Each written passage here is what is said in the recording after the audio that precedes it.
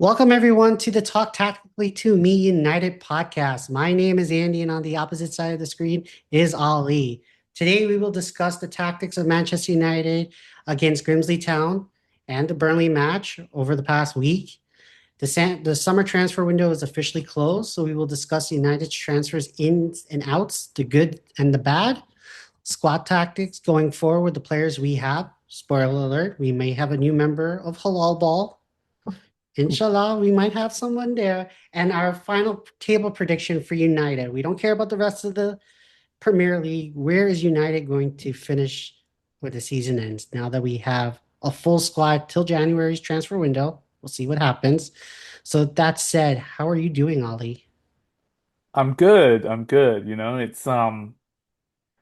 It's nice to come off a win. Our first win season. Been it was difficult after Grimsley. That was hard. I think a lot of like emotion and reactional like thoughts were happening. But you look at the table, it's not that bad. We're only 3 games in. Not doom and gloom. We could be Newcastle. We can be Man City. We could be I don't even know who else is like our rivals these days since we're like fluctuating between the banter of the table and the team. First, one day it's not top six, next day it's like middle, and like Wolves is our or Burnley, Sunderland is our big competitors and opponents. That's our rivals. We'll see how it is, but yeah, it's good to have 3 points in the bag, 4 points out of nine. Not terrible, but compared to other teams, we are good. And yeah, that Grimsley match was hard. There was no tactics. That was just, I don't know. Squad rotation really came and bite us in the behind for that one. And then our manager being like moodier than a teenager of like, I'm gonna go like quit and walk off the job if the players don't react. Like, I don't know. How do you feel about Ruben going on and off with his like, I'm gonna leave, I listen. staying? I I think he's just a human being, right? Like I'm like that when I watch his team. Sometimes I'm like, yo, you guys are sick. And sometimes I'm like, I'm gonna watch something else, right? Um, I think he's I think the only issue I have is when you're the leader of this football club, one of the biggest football clubs in the world, you want to be seen as like perceived a certain way, but he's just very raw in his emotions. And that that that result was a poor result. It was really bad. Like League Two, yeah, that's shocking. Oh, Nana, come on, man. You gotta make some saves. Like that was like blunder after blunder. It's like, how do you get okay? I'll give you the first goal, right? That's a blunder on him, short side. Where do you know that's his weakness, right? My biggest thing when I got gaslit to bring him onto the team versus De Gea, which had to go, right? Like let's get real. Everyone plays from the back. De Gea can't play with his feet. We had to get someone else who could play with their feet in the goalkeeping position. I knew that Onana had short stopping deficiencies, but I thought that with his legs, his feet can make up for it. We will get more goals with his feet than what he gives up. So that first goal, I know it. And I know he's also very good when it comes down to penalty shootouts because he did make some good saves over the past couple of years that's kept us in. Because when Oh, we put, Nana? yeah, he's made like one or two saves for us. I don't. Yeah, but you know what you're comparing it to? You're comparing it to David De Gea, who was awful, right? I'll He be cost us real. a trophy. Dean Henderson is a better penalty stopper, and I trust Bayern there more than I trust Onana. No, that's Look back at those penalties. He gets a hand to about four of those. He five has weak hands. He has weak hands, paper and I hands. am done with him. Like I No, want to give. that's no, no, no. That is fair. He has Yeah. paper hands. We need those diamond hands. You don't throw your diamonds up in the sky. Shout out Jay-Z. But yeah, no, I agree. But Yeah. yeah, I know I am comparing to De Gea because De Gea can never save a penalty for his life, and he did not save one in the Europa League finals against Villarreal. Like, let's be real. We all know he needed to go, but come on, man. The Onana needs there's the article that dropped out from Lori in the Athletic this either today or yesterday saying, Onana is pissed that he got the Oh, 25% yeah. discount in his salary because we're not in Champions League, but that's a standard United standard in every contract that if you're not making Europe, you're ducked 25% of your pay and you have the audacity to come and say, I need a new contract to make it up. Like, come on, bro. Like, He seriously, cost what are us you doing? Europe. Like you cost us Europe. You cost us the champion. Like you messed up in the Champions League. Correct. Um, Cost us in like Spurs. yeah, and you. So it's just like you. It's your fault. Yeah, I'm actually I'm so done with Onana. Like Well, there's still time. Hopefully, he goes to Saudi or yeah, Turkey because their windows are open. Today, we're filming on September 3rd, Wednesday. They got another week and 2 weeks, respectively, for their own window. So maybe he goes and it's Bindier and Lemens, yeah. the Courtois, second coming to Courtois. I don't know about that, man.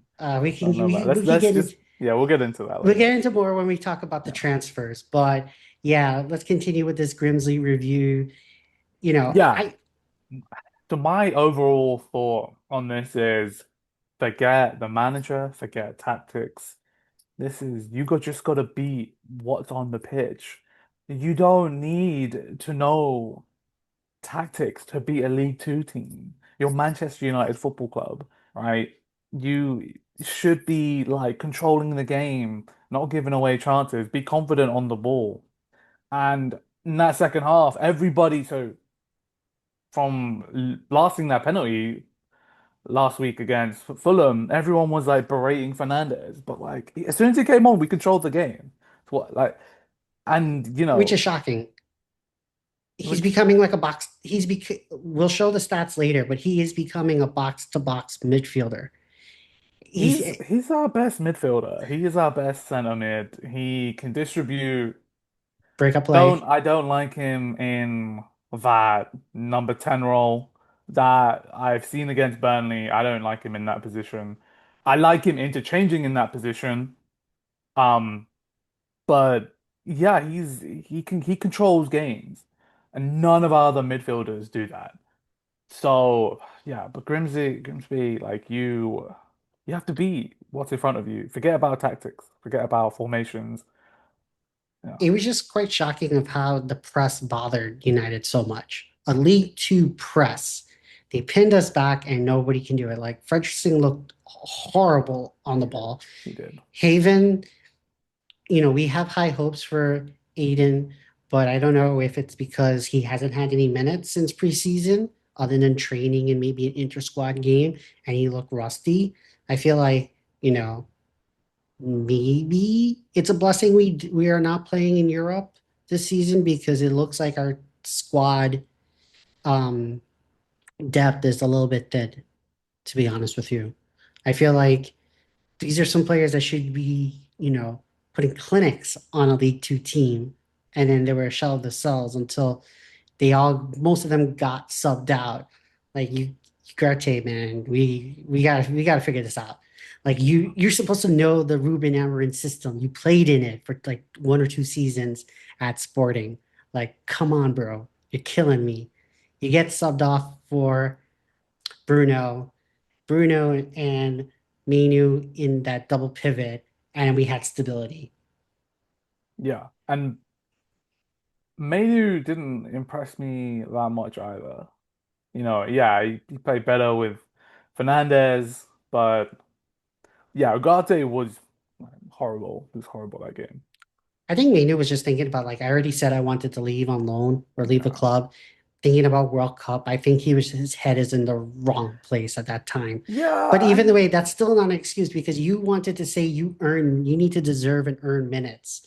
There's competition in this squad with these thin amount of games that we're not playing, 50 something, 60 something games this season. We're going to be playing a minimum of 40, max 45. Like there's going to be competition.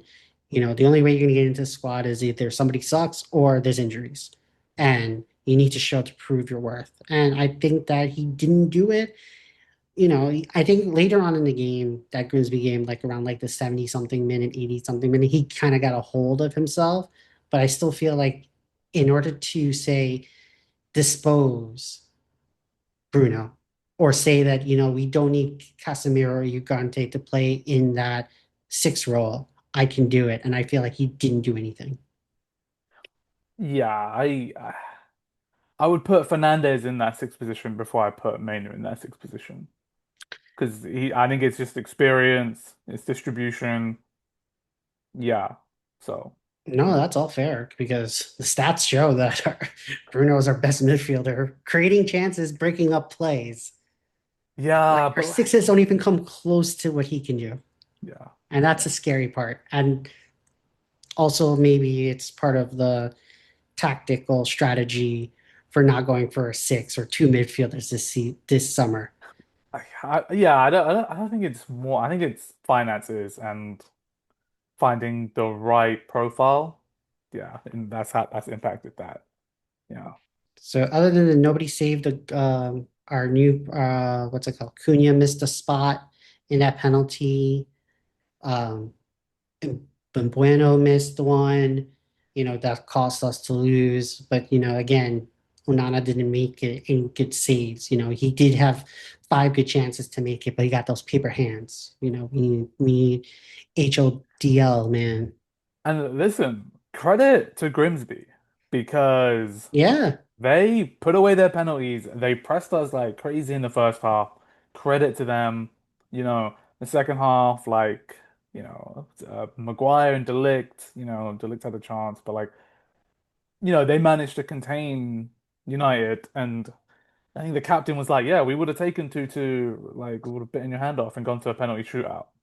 So, yeah, like big credit to them.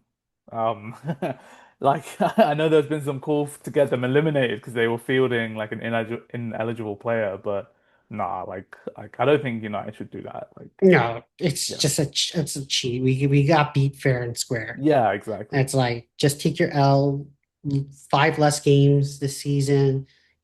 Sorry for the people who are trying to fight a spot. But this just shows that the gap between our starting 11 on the bench and our squad depth, if they can't manage League Two, then they're shit out of luck if they want to face a Premier League team. Yeah, Maybe they might get their chance in January if we get like draw, you know, some some team in the bottom of the pyramid for the FA Cup. yeah. Well, Put I a mean, clinic there, we but can't even look down at like clubs now anymore. Like that's how horrific everybody that because loss this was. this is every small club. This is their World Cup final. This is their cup final against Manchester United. It's put up or shut up. Like nobody, I wouldn't say nobody fears us, but I feel like I feel like the mentality of the team. There's still too many players on this team that lack the mentality, you know, of being ruthless. You and we make fun of our Arsenal friends about their not being ruthless, right? But I feel like we're not being ruthless as well when it comes down to the smaller teams. Forget about the top six. I feel like we don't take our chances on it. And it shows that's why in we dropped 2 points. I would say we should have won the Fulham game. We should be 2 points better. Say what you want about Arsenal. That should have been a draw, as Josie would say. That should have been a 1-1 or 0-0 draw.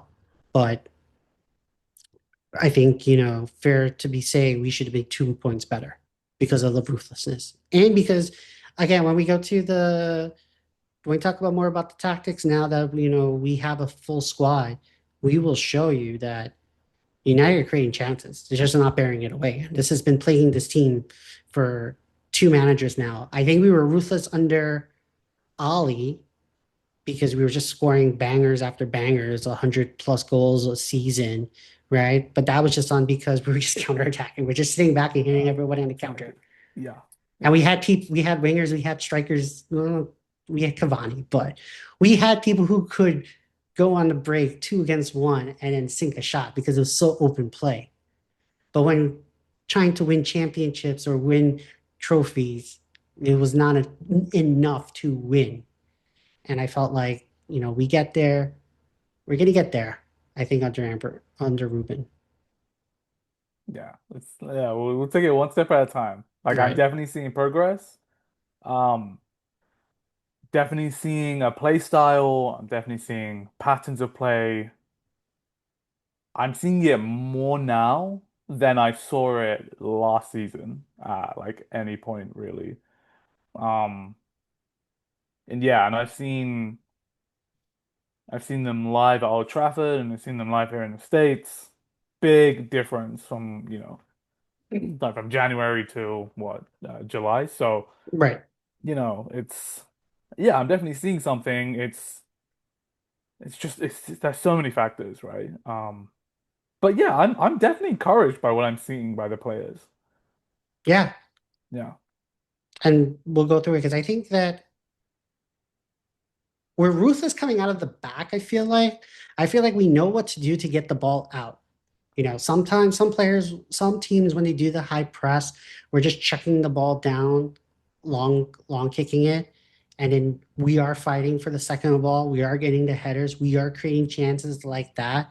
I feel like we are good from the back, but then we get to the final third, and that's where it just feels like when the teams sit back and clog up all the space, what can we do there? Yeah. And that's where, you look at teams like Liverpool, City, those high quality teams that have those players in between the lines and it's creativity, by picking the right pass. We definitely don't have that. I think we're There's a glimpse of it last game yeah, against I think we're Burnley. yeah, I think we are like rusty as well. We have like a lot of new players in that attacking phase. Correct. And that final third is all about chemistry. It's about experience and chemistry. You know, Salah's completely evolved from just being like I'm gonna attack you one on one to now like the way he passes the ball with his right foot, like he can find the opposite winger and he can find the striker, and it's giving Liverpool a completely different outlet now because he can create as well as score goals. So that's just like I I don't want to do the Salah and Bumo like similarities, but from what I'm seeing from Mbumo, I'm really liking. He's very efficient. Even like his passing with his right foot, Hmm. Ahmad chance and just like other little dinks. It's really encouraging to see that. Um and yeah, it's crazy because United building from the back has always been a struggle. Like we've just not been able to do it, and now we can do it. Now we're struggling in the final third, but we're not used to this like slow build up, and that's what Amarim wants. Which, you know, I don't like so much. I like a fast build up, but those one touch passes around the corner and things like that. Yeah, it's good to see that play style evolve. But that final third, I I think we'll get there. We'll get there. Like, Yeah. got a good run of fixtures like I think in October, November, that Yeah. time. Yeah. And just to piggyback on your point before we move on with regards to Mbano, I've seen some tweets for the past couple like for the past week now saying that we jibbed Liverpool of their Salah replacement. Yeah. And in like 2 minutes of the Burnley game, and from what he's shown, you know, he lacks that. I wouldn't say clinical because I think, he missed most of the preseason. He joined like the week that United left to the States and stuff. So I think he's in behind in fitness. But you see, and the sharpness, you'll start to see once he gets into a rhythm and there's no more international breaks. I think he'll be clicking where we do have a legitimate goal scorer, a consistent goal scorer on the right. And then when Halal Ball starts to cook with his other members, man, It's already cooking. Our right side is it's he's like already cooking. Ahmad and Mbuemo. When I look at them, I'm like, oh, you guys, you understand each other's game. You're both right and left footed, right? So you can pass it with your right as well as take it in on your left. Like that, I'm not worried about the right hand side. Like if anything, I'm already getting worried about when they're going to AFCON. I'm like, who like Dalot's gonna have to play there, and like I'm already getting worried like when them man have to go to AFCON. Like, Well, we got a couple months for that. yeah, yeah, yeah, So let's just sit down and enjoy some of that cooking. yeah. That's cooking on the right hand side. But that's our Grimley report with whatever has happened. It's in the past. We move on. Yes, it sucks, but at the end of the day, when Mikel Arteta gets knocked out of the Carabao Cup with Arsenal, he's going to be like, "We got bigger trophies to go for." So He'll blame it on the ball. Let's be he'll real. blame it on the ball. He'll blame it on the That's what ball. his keeper's doing. It's like blame it on the lights. This is like Uh, Klopp reincarnated. Klopp, Klopp's pettiness hasn't left listen, us. man. Listen, Klopp won some good trophies. I'll give him that. Mm, Klopp, Klopp, Klopp is not a fraud. I would just say that I'm tired of seeing him on Trivago on my TV. I thought I could get rid of him, but then I see him like, oh, I run Trivago, booking my hotels with these like new veneers and stuff. I was like, nah, we ain't about this life. I'm like, I have to change the channel when I see Klopp on Trivago. It's like, nah, That's funny. she haunt me too much. So I guess now, we lost. The manager thought about quitting. Players were like, we have to speak to each other. We looked in each other's eyes, and then they had a reaction, and then we come out winning 3-2 against Burnley. Overall thoughts before we go to the tactical board of the Burnley match. Yeah, first half, electric, winning all those duels. The spacing between the players was great. Um, Switches of play, round the corners, pressing. I thought the interchanging of positions was like great to see. I saw Bruno Fernandes in the left center back role, and then who was it? It was Shaw on the left wing back, and then Mount in the left center mid, and then Dallo as that attacking mid. When I think it was Ahmad or someone, he could have slid him in. Right. I was just, I had to pause. I had to pause the TV. And I was like, wait, so Bruno's out of the picture. Shaw's left wing back, Mount's center mid, and Dallo's left attacking mid, and it just kind of worked. And I was like, I like that like fluid play. Um, yeah, I just thought the first half was great, and I think they needed to do that. And that just shows you that they wanna play for this manager. They're not quitting on this manager. Um, but yeah, that first half was great. Second half, dude, losing Cunha and Mount, like they bring so much intensity to the press and to how we play. I cannot believe I'm saying that. Like if Mount gets injured, I'm getting worried. Like I Like he fits in the system so well. Cunha, like having, his feeling his hamstring. That's not a good sign. But the good news But is that, sorry, the good news is that he plans to come back either for City or for Chelsea. It's not a serious who's that? injury. Cunha? Cunha. Okay, It right. came out today that, it's not as bad. Mount, on the other hand, is a muscular injury, as what's plagued him last season, and Oh, I've heard he may be out till Chelsea, okay. or they might keep him out till the next um International. international, and that's only 4 matches from now till then. So it's a little iffy with um Mount, but that just brings up like the next man up for Yeah, in like one of them has to play because they have that similar profile of press, tenacity, intensity, and then just like passing ability. One of them has to play, and to lose both of them is leading on to my point of that second half drop off was crazy. It was like it wasn't as intense. What I will say is Burnley really like they weren't messing around that time. They were right. getting better. They were in better shape, and they kind of moved to a five at the back. Like Walker was coming in as a right center back.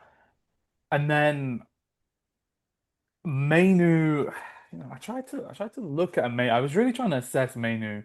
Um, and yeah, my assessment of Mainu is great in like on the turn, press resistant, passing in short spaces.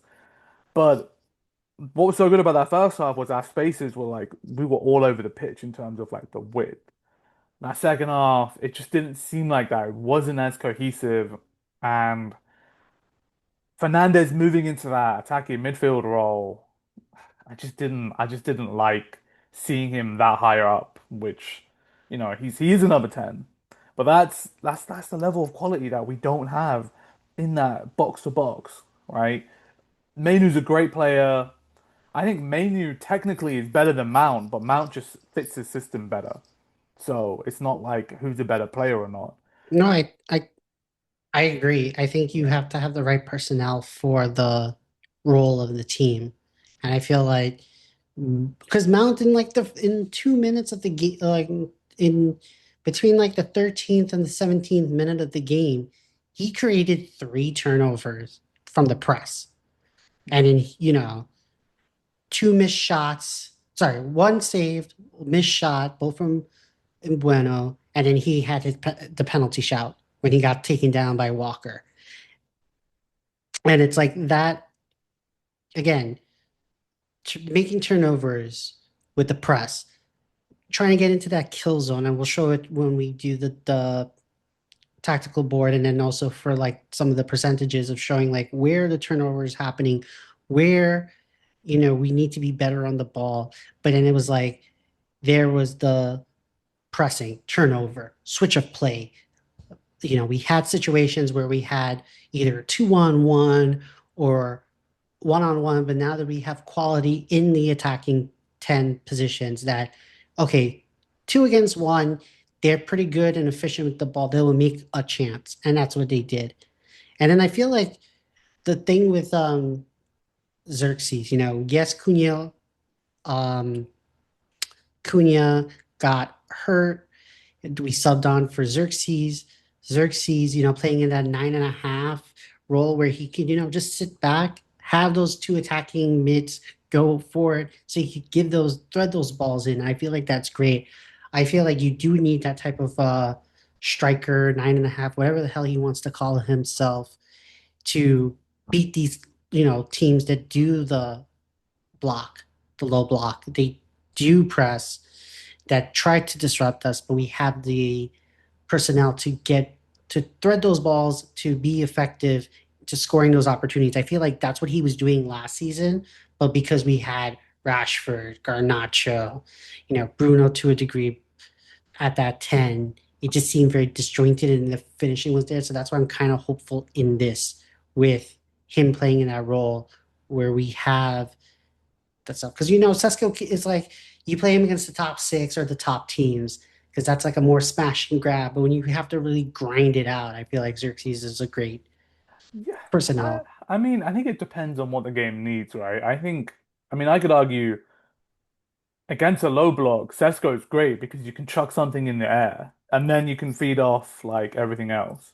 And then if you're getting pressed, you're in a mid block. Xerxes great because he can link up play and like you said, he can thread those balls into Mbumo, and I'm already liking that partnership. Xerxes and Mbumo, Xerxes drops deep, he can put those balls in, and Mbumo, he's a good runner, he's strong, and he's a good, finisher. A little bit rusty, but he's still a good finisher.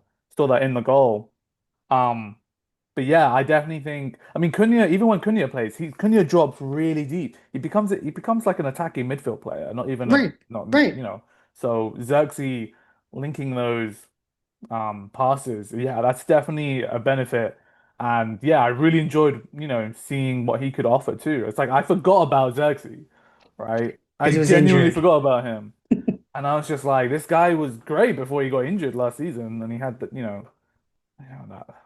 Newcastle game where he got subbed off and on again. That was awful. Right. Um, but ever since then, like I think he's a really valuable player in this team. Totally agree. So I think, we needed that win. We got the win. Like we said at the beginning, we're better than some teams who are title contenders. We're only 2 points back behind title contenders, Arsenal, and we're only 5 points back from the reigning champions after match day 3. Yeah, we got we got, We- we got a We're in lot the of work to do. conversation. We got a lot of work to do. We get in the conversation. We're gonna be cooking.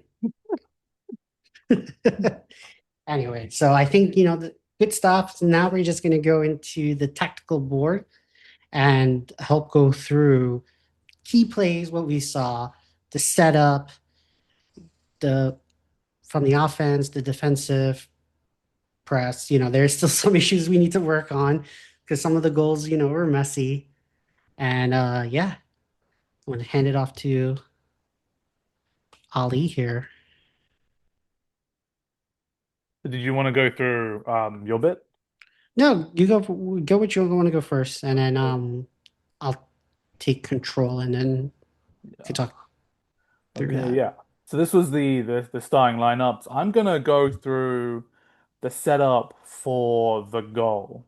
The first goal, and not the actual goal itself, but The spot to how help get the foul on the exactly. side. And it was a great ball from Mbumo. Like this, like the ball he threaded in is the type of vision that is actually quite hard to see. So what was Foster? Foster was like down here. I'm trying to get it up.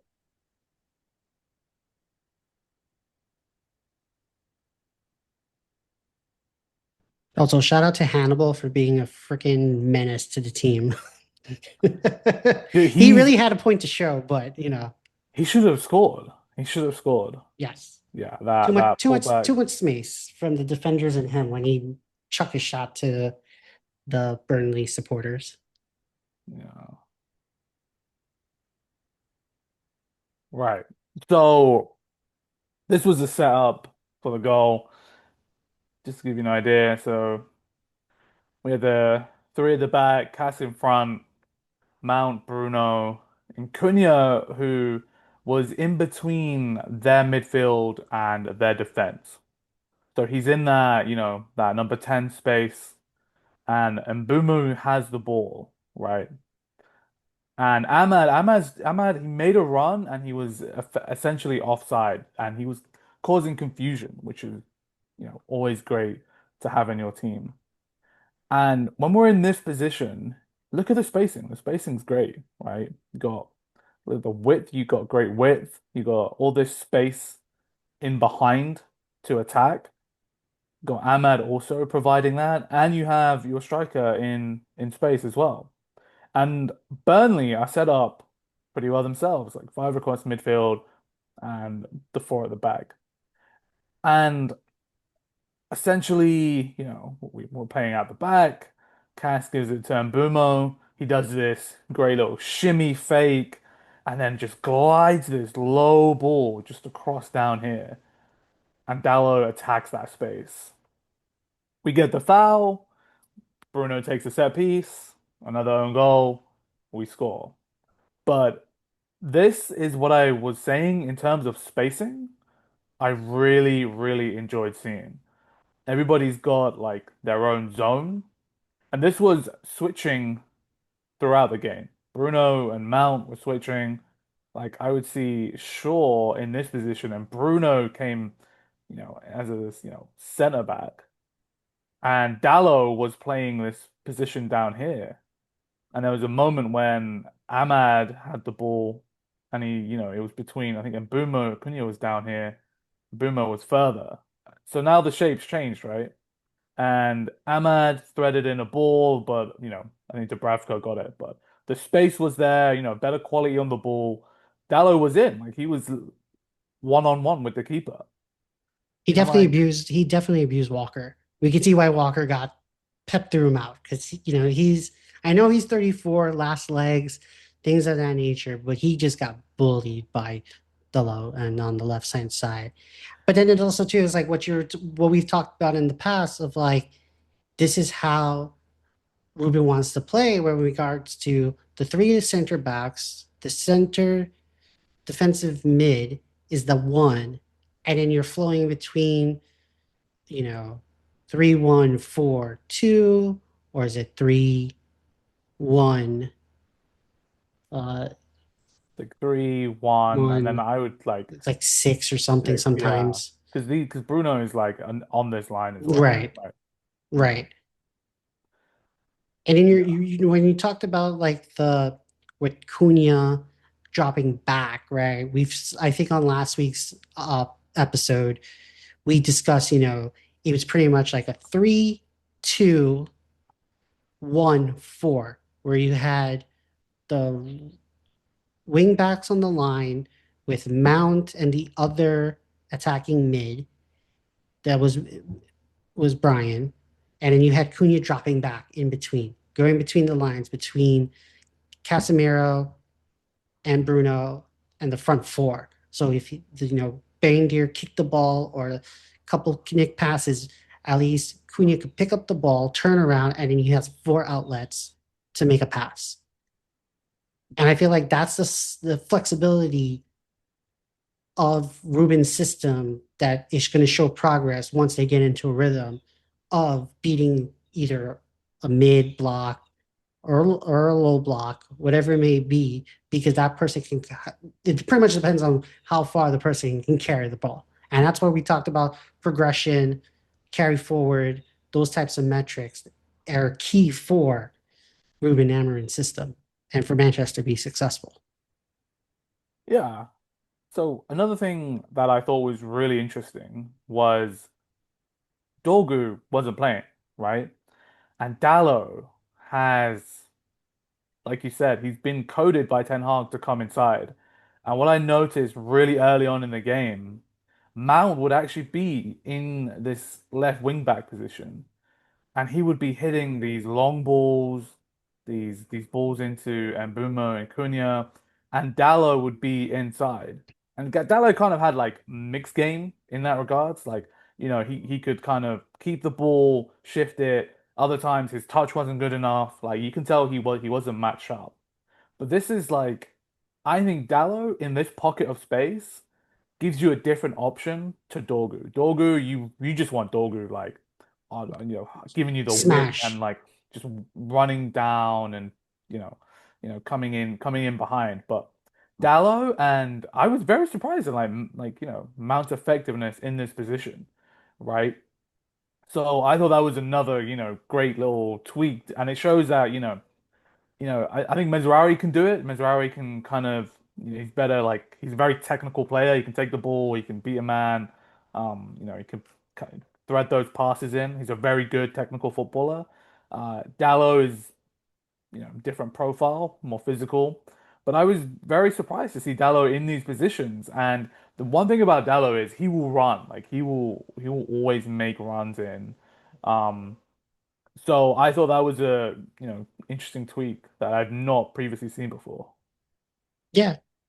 No, I totally agree. And then we had talked about previously in terms of with going down to the line to the end line and then doing a cutback or doing the pass to one of the top people in the top of the box, you know, and that's what he did for the Bueno goal, the second goal.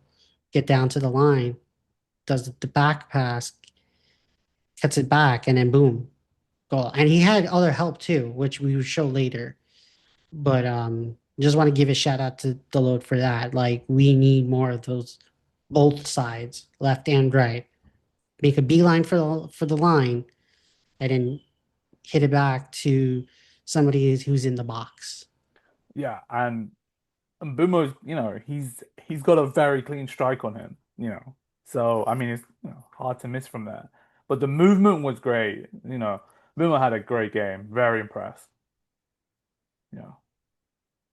What else you want to show Yeah. before So we switch it up? their goal, right? Yeah, I wanted to show their goal. Yeah, let me get this. All right, I'm gonna look at my other screen. Okay, yeah. So this probably isn't the right personnel. But I'm gonna get it set up.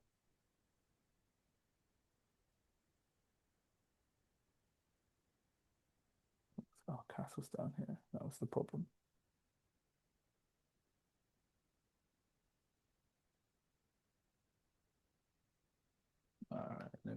So what you do like a yeah.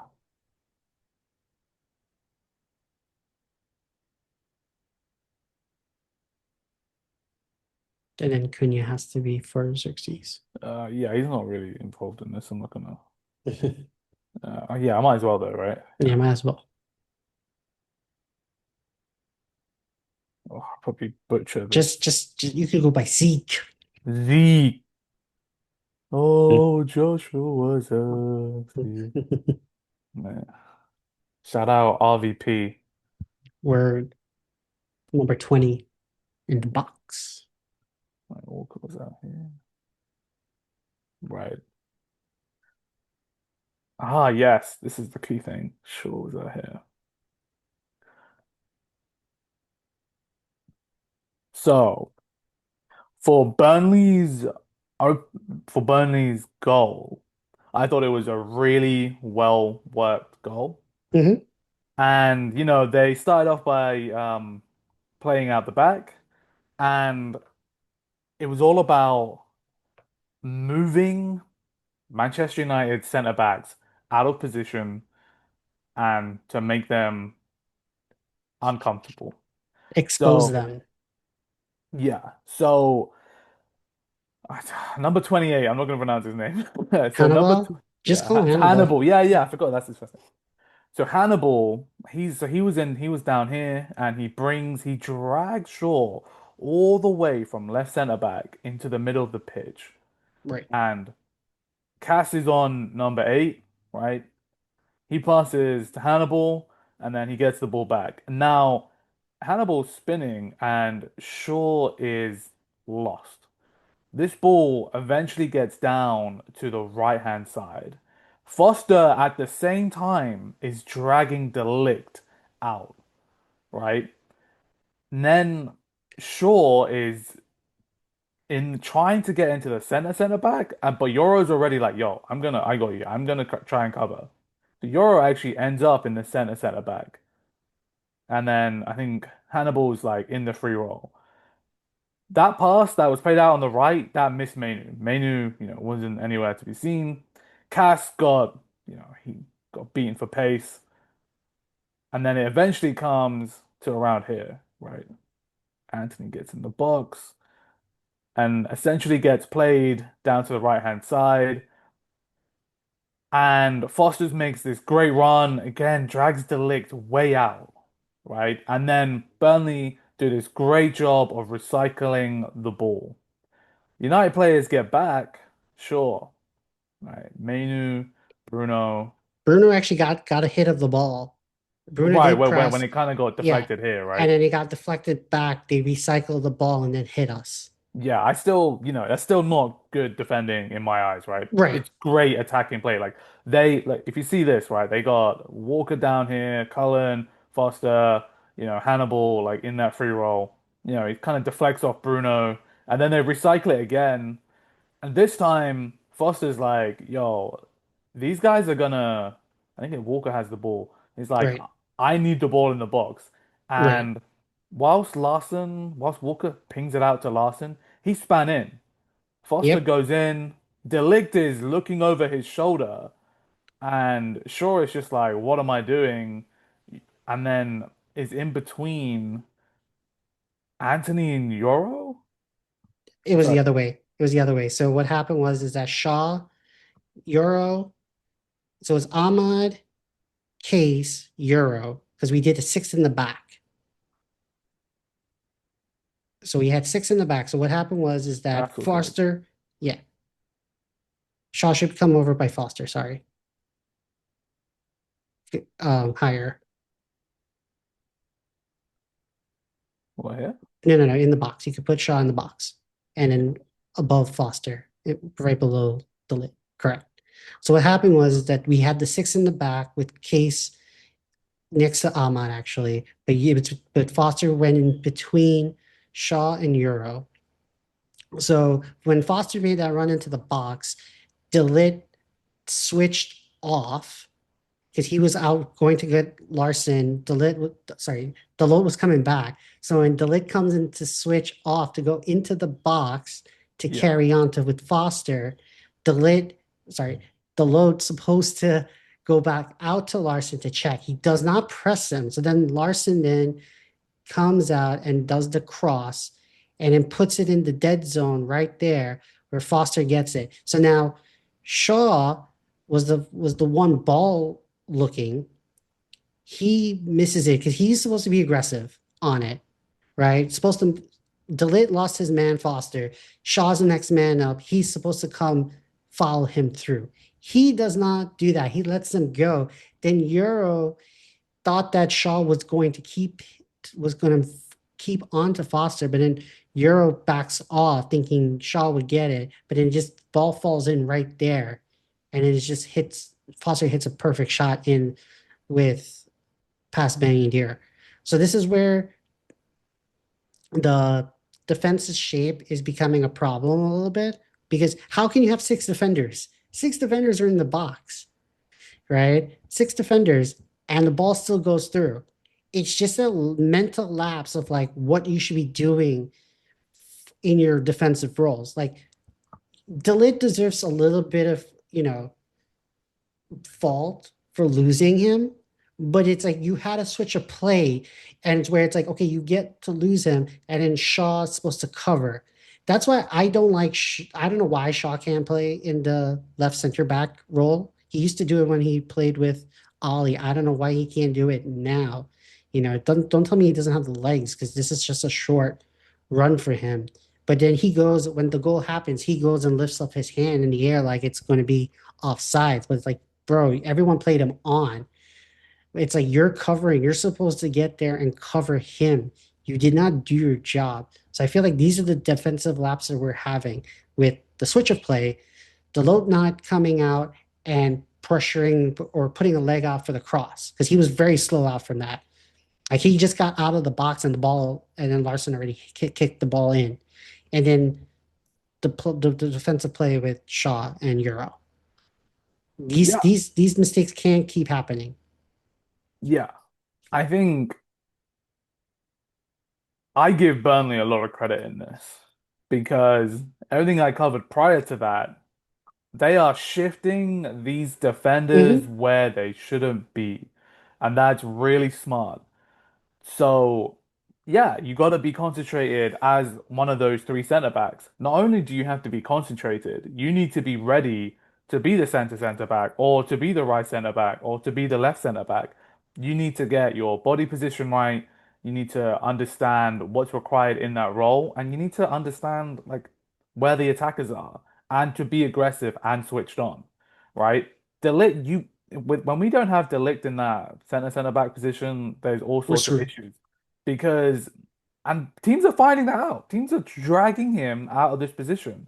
So sure, like not knowing that, like he's been a left back his most of his career. So I understand he has that defensive, like doesn't have that defensive understanding. When Leacher comes in, different story. He's played that position. He can distribute. I think that is Leacher's position, right? Sure, like yeah, great delivery, this and that, but this is where he gets found out. He doesn't have that center back understanding. And if Leacher gets pulled out and he comes back in, or he goes back into the center back, like he's gonna be aggressive. Like he will put his body on the line. He's not gonna be, waiting for offside or whatever. Like he's gonna want to keep a clean sheet. He's gonna want to defend. And I think Shaw's natural programming isn't that. And that's not like not really a dig at him, that's just not how he's like been taught how to play, but now he needs to kind of like learn how to play that position if he wants to be the starting left centre back, which he is right now. But I think once Leacher gets in there, it's that it should be better. He's obviously, both defenders are prone to making mistakes. But I think also with like I think Anthony, I think Hartman was down here as well. So like they had other players in the box. So, I wouldn't put any blame on Euro because, he had Right, because he's got other yeah. players involved. Um, but I thought Foster and Hannibal, like way Hannibal dragged Shaw. I'm like Shaw's gone from centre mid to right, centre back to central centre back. That's all because of Hannibal, and he's just floating. Yeah. And then at the same time, Foster's dragging the lick out of the way. I thought it was really good play by Burnley. They got the recycle here, Walker sent it out. So I thought it was a great goal from a Burnley point of view, but it just shows that weakness that we have when the or the center backs are changing positions. I totally agree, and I think we don't have to wait till Martinez comes back. I think once Mazrari gets healthy, Mazrari goes into the right center backs where Euro plays, and then Euro could play on the left center back and call it a day because Euro can play with his feet and he can play in that both left or right comfortably. And I feel like he's not so much of a defensive liability because he can track back and put his body on the line. We've seen him make world class tackles, last minute saves, things of that nature.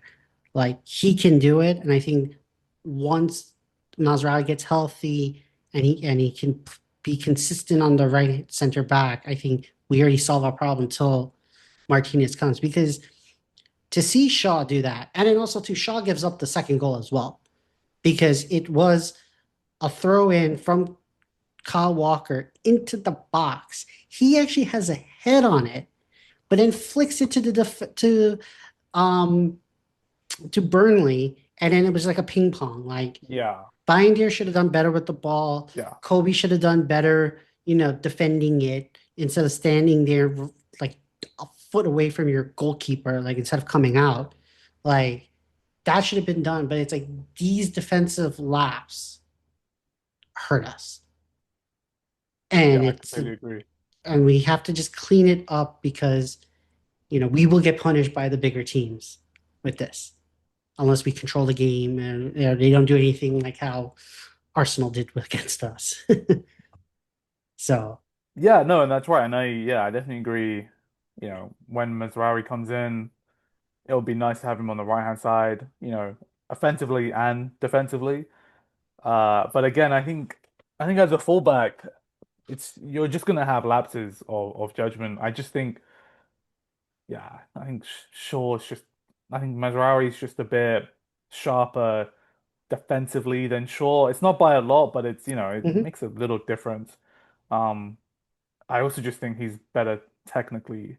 But honestly, Shaw's got a great delivery. Like, we could easily bring him on, and have Sesko and have that link up, because But I haven't seen him yeah. in that role in the system. He's not sitting where he's not sitting in the above the box in his like hugging the line part, where that's where Bruno occupies right now. He's not in the events like parts where he would just hang out like above the box chucking balls in. He's still further back on the pitch. Yeah, I th so he picks and chooses his moments. It's not like a regular pattern that he Mhm. does, right? I've seen it a few times, he's come in like, to around about here and he's put a ball in, right? Um, it's something that he has to pick and choose. But in terms of delivery, like Shaw's connection to Harry Maguire, that's our best connection, right? Because Shaw's got a great delivery on him, and we got a slab head over there. Um, Target forward. so for yeah, Target forward. Just chuck him up. Anything else you want to show before I go into the goal, the the second goal where we took the lead for like yeah, 2 minutes? that's all you, my guy. All right, so I'm just gonna see if I can take over your screen.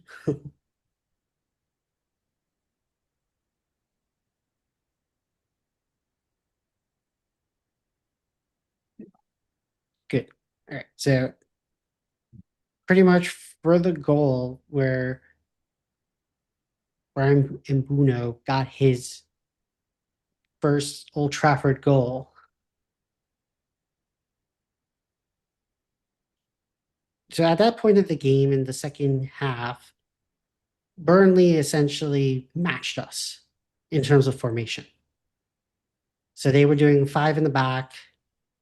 Can't remember if they were doing two or three in the midfield.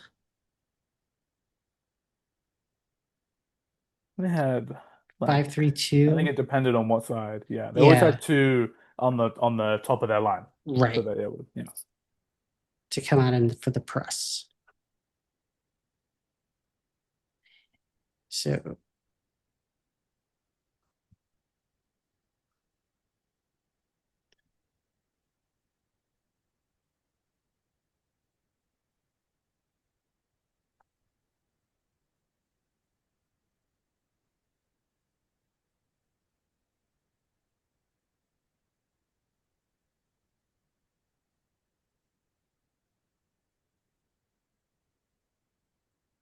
sorry, we're just setting it up. So basically, the ball is with Bindier. He takes it up to the top of the box, and we're set up in our same formation of our two center backs next to the ball. The lid in case we're inverted. A lot of controversy with that, with the lid being inverted with the case. And then Menu, I was a little bit dropped back. But anyways, Bunny Deer didn't get any support and saw a ball where he pretty much kicked it all the way down to Xerxes, right? Xerxes saw the space and flicked it on pretty much in between Larson and Walker, where I think both Larson and Walker missed the ball, and then Dalot was able to carry it down to the line. And this is what we were talking about of we want our wing backs to be actual freaking wing backs and be aggressive, being direct either towards the box, towards the goalkeeper, or towards the line for the kickback or the cutback pass. So that's what he did.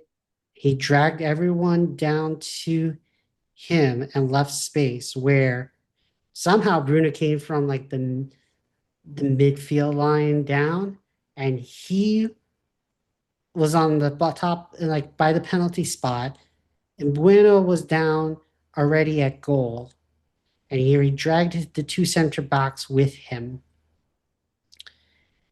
and then you had Xerxes coming down as well. So here, Delote has the ball. He sees that we have three people in the box. Bueno's by the goal. Bruno's not that far behind, and Xerxes is like literally right on the tail of Bruno. So he has three options. Bruno gets mad that he thought he was going to get the ball, and he had more of the space to do it. But I felt like the two center backs would have come and closed him up, and it would have been a block shot. That the better pass that Dalot did was to Mbeumo because both center backs missed it, and because Mbeumo went forward, then dropped back. I don't know if that was purpose or just because he read the path that he's not going to get it up closer. He's going to have to drop back where he gets it and then scores the goal. I think like what I've said before, what we've said before, we need to have this type of play where we have more than one person in the box where we can then have options for the goal, for the cutback.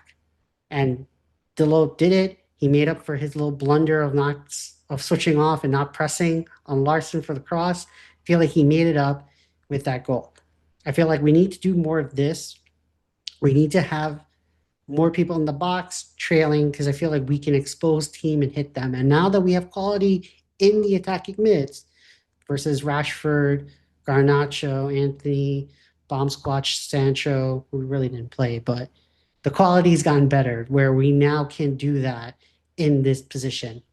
And now Ahmad has tried to do it on the opposite side to come in and cut back. I think that once they start cooking and start getting space, we can do it.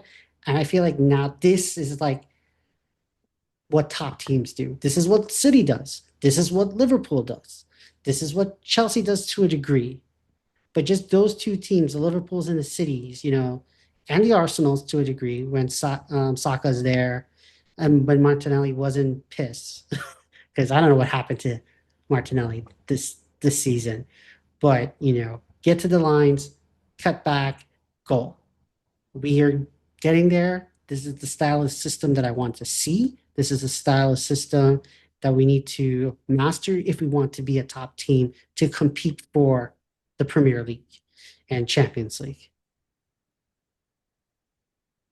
Yeah, I think yeah, obviously it was from, kickoff, right? So I think you know, having this work in open play is, a lot more difficult. When you start at kickoff, all these Burnley players, they're all on one side of the pitch because everyone's expecting, got the keeper to kick it.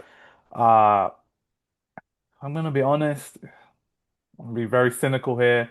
It's not that it was lucky, but we caught them lacking, right? It wasn't like we carved open an opportunity. What wasn't luck was Dallo, being tenacious and getting to the byline and cutting that back. I think he put it into a space rather than picking out Mbumo. Mbumo is just very intelligent and steps away from the defenders. Is like, well, the ball needs to be cut back into space, and then Mbumo's smart enough to understand that, and puts it away. It's yeah, it was kind of, that saying like you're most vulnerable when you just scored. That was kind of, from Burnley's side. Like it's never good to, concede straight from kickoff and um Hey, yeah, it was but we hit them.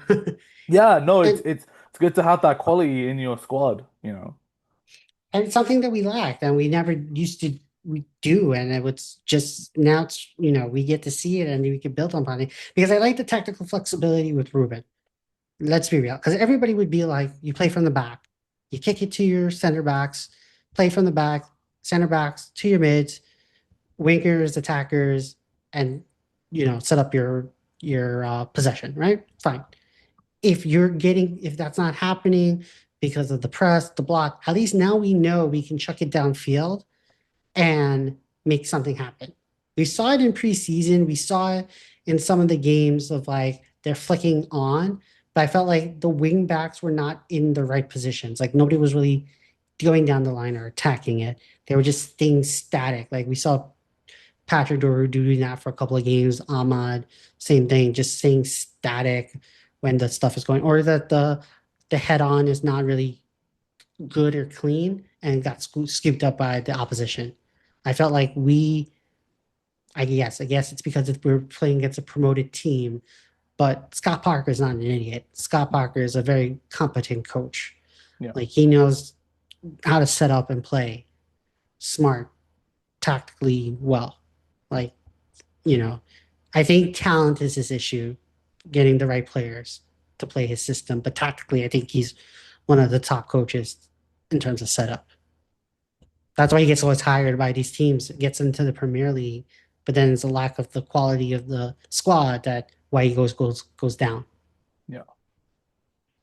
I think the other thing I wanted to show with regards to this, and I thought it was a good setup, and this is where we're going to go into halal ball because we're going to get a new member of our team for halal ball to cook on the right side. So late in the second half, um, Ruben subs off Euro for Mazrari. And then since we were trying to get Let's go. the Yeah. third goal, he subbed off Casemiro for Sesko. So essentially now having Bruno and Menu as your double pivot, which is fine. But it's going to get run over, especially since Menu can't really play the six just yet. Hopefully he can play it, but right now not so hopeful. Who did you say was in the six? Did you? I think it was Menu. I'm sorry, not Menu. It was Menu because it was Kobe. Kobe was in the Right. six. I saw Bruno as the six. I saw Bruno. I I think think they were they were interchanging. Yeah. changing. Yeah. Yeah. Yeah. Yeah. So for this one, it was basically we have the new. triangle where I think in preseason we saw this happening a lot where uh Euro would come down with the ball as the right center back and stay on top of the line where he can kick the ball out to Ahmad or Dalot as the wing back, and then Mbueno is attacking right. In preseason, he would come down, drive down, and do the little triangles, and ball will come out. He would go to Ahmad, Bueno, back to Euro, and then either Ahmad or Bueno will make the run in the box, and then he'll drag the defender with him, and then somebody will get space. Either he gets it back to Ahmad to go down, or Bueno gets it and tries to shoot, right? This is a basic, triangle play. So what I thought that was really good here, and it will be cooking once we get a little bit more season with it. And I'm using all the cooking metaphors here. So basically, this is like towards like the 85th minute. We're just cooking the ball down here, trying to get that go ahead goal. So we had Mazraoui brings the ball down with Ahmad and Bueno here on the corner. So Ahmad brings it, passes it to Ahmad,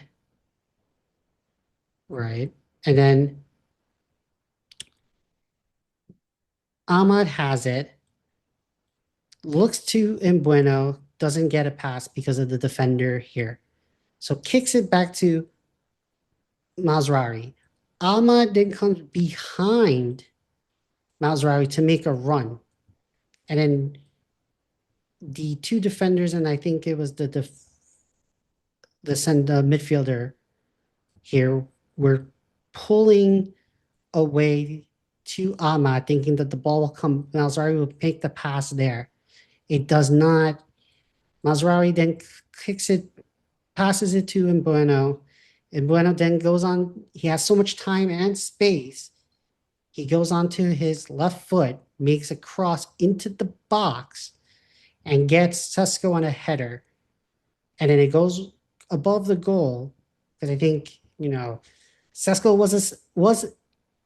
was expecting it, but did not go according to plan because again, I think he's just trying to get the sense of the Premier League play, but he hits it over the bar, and I felt like that was promising between this little triangle play and then giving Bueno so much time and space to make that cross. And then we already know that from Sesko's like infamous Twitter highlight reels and Instagram of like stuff, he can make these headers.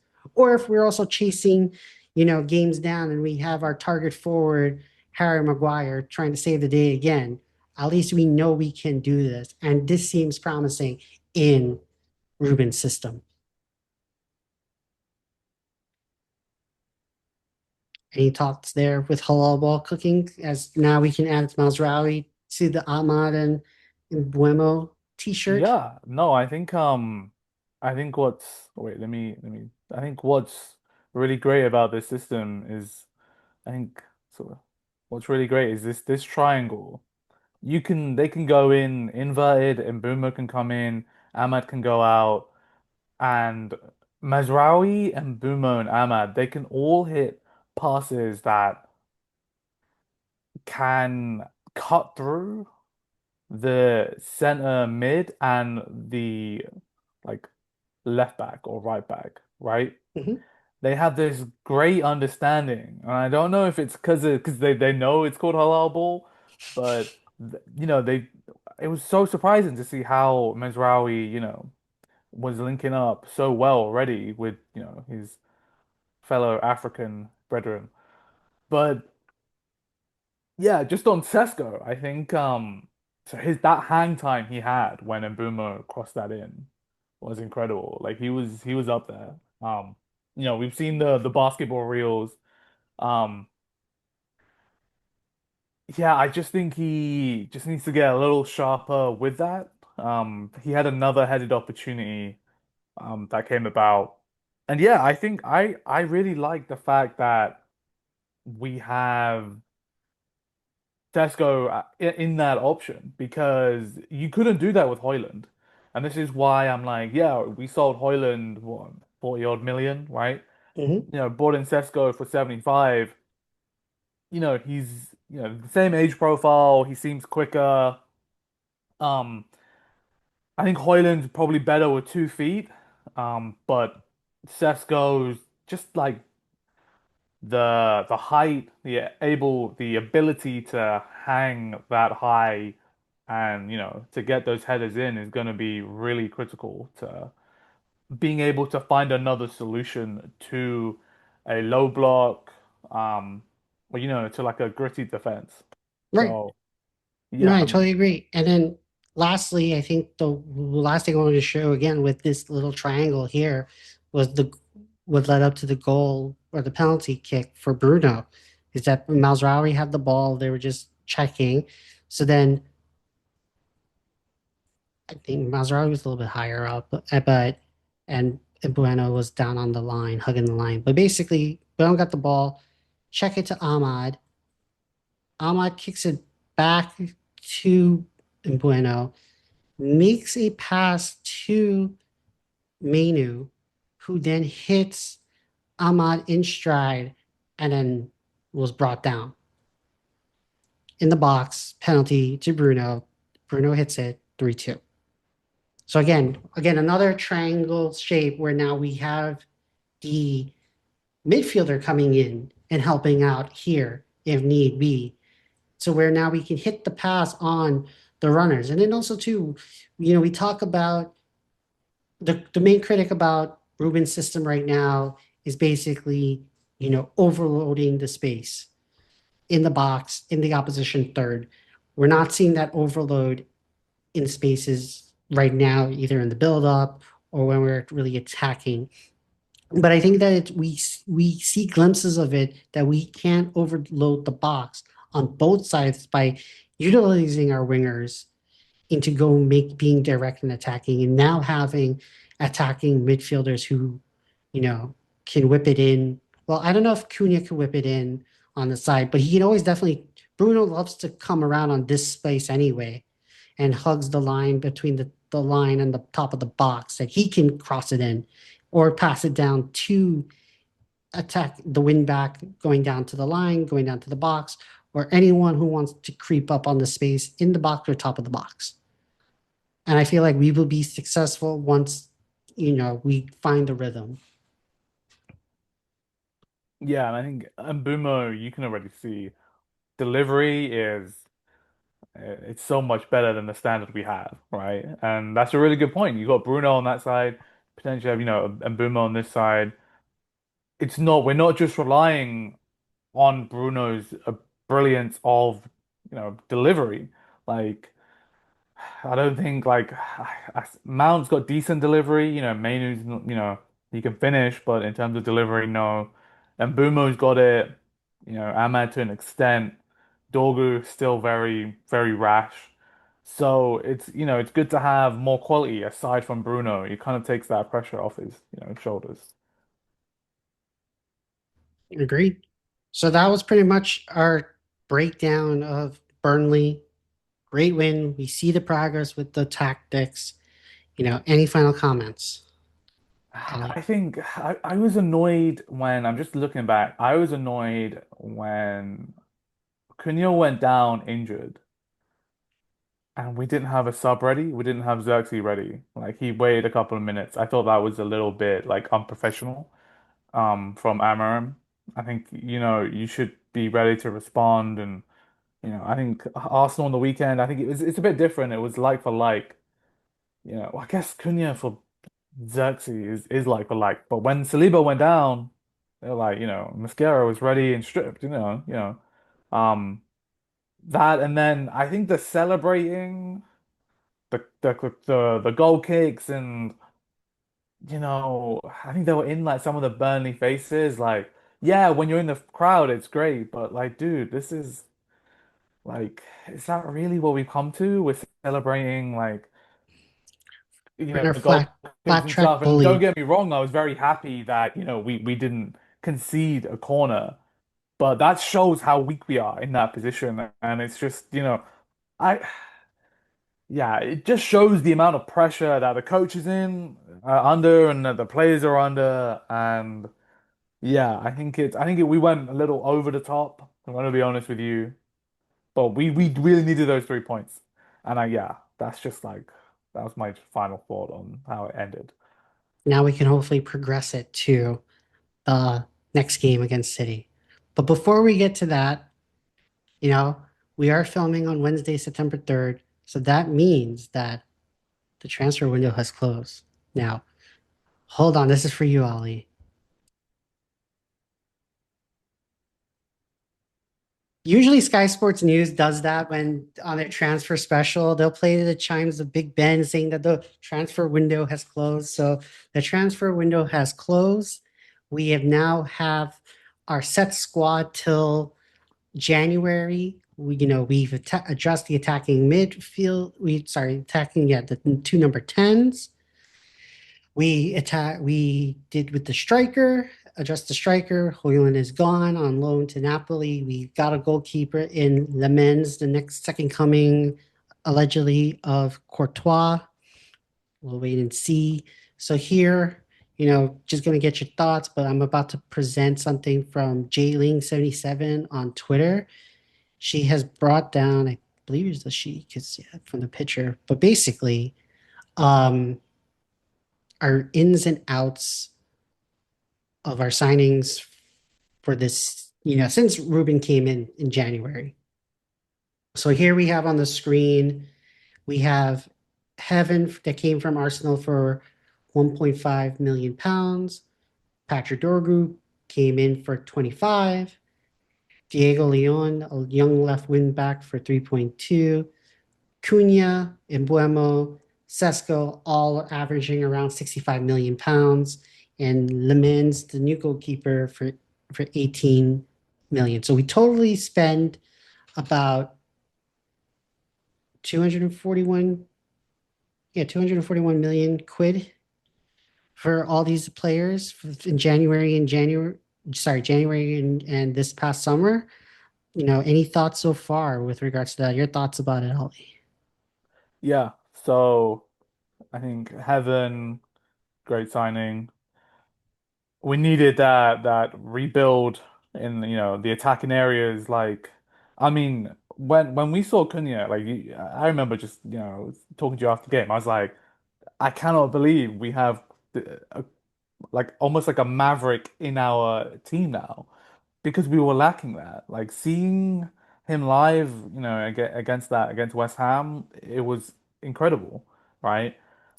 We didn't get to see Mbumo. We're seeing him now. Very impressed. The goalkeeper is an interesting one. Everyone You keeps know, dubbing him as like young De Gea. Like this is what you would get for De Gea back in like 2011, 2012.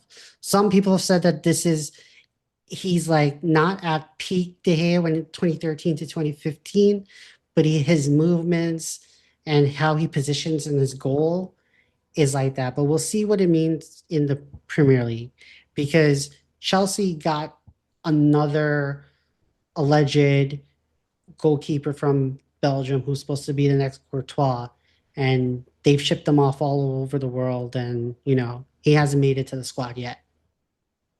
yeah. So just on Le Mans, my feelings.